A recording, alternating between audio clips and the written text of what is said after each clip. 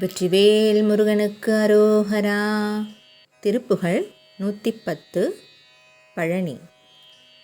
அவனிதனிலே பிறந்து மதலையெனவே தவழ்ந்து அழகு பெறவே நடந்து இளையோனாய் அருமழலையே மிகுந்து குதலை மொழியே புகன்று அதிவிதமதாய் வளர்ந்து 16 சிவகலைகளாகமங்கள் மிகவும் அறையோதும் அன்பர் திருவடிகளே நினைந்து துதியாமல் தெரிவையர்கள் ஆசை மிஞ்சி வெகு கவலையாய் உழன்று திரியுமடியேனை உந்தன் அடி சேராய் மவுன உபதேச சம்பு மதியருகுவேனி தும்பை மணிமுடியின் மீதணிந்த மகதேவர் மணமகிழவே அணைந்து ஒரு புறமதாக வந்த மலைமகள் குமார துங்க வடிவேலா பவனி வரவே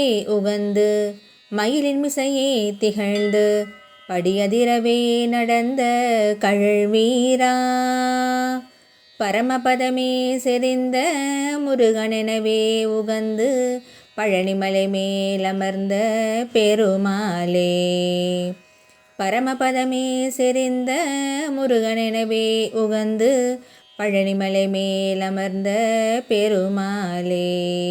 வெற்றிவேல் முருகனுக்கு அரோகரா.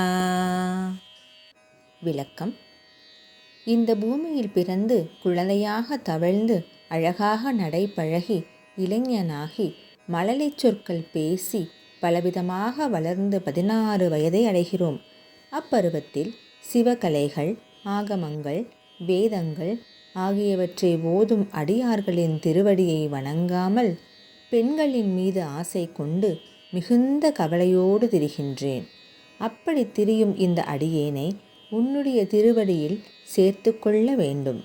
மௌன உபதேசம் செய்த சிவபெருமானும் பார்வதி தேவியும் மகிழும் குமாரனே, மயில் மீது ஏறி பவனி வரும்போது பூமி அதிரும்படி நடக்கும் வீரனே, பரமபதமாகிய முக்தி வீட்டையே இருப்பிடமாக கொண்ட முருகனே, பழனிமலையின் மேல் விரும்பி அமர்ந்த பெருமாளே, எனக்கு அருள் புரிவாயாக என்பது இந்த பாடலின் சாராம்சம். வெற்றிவேல் முருகனுக்கு அரோகரா.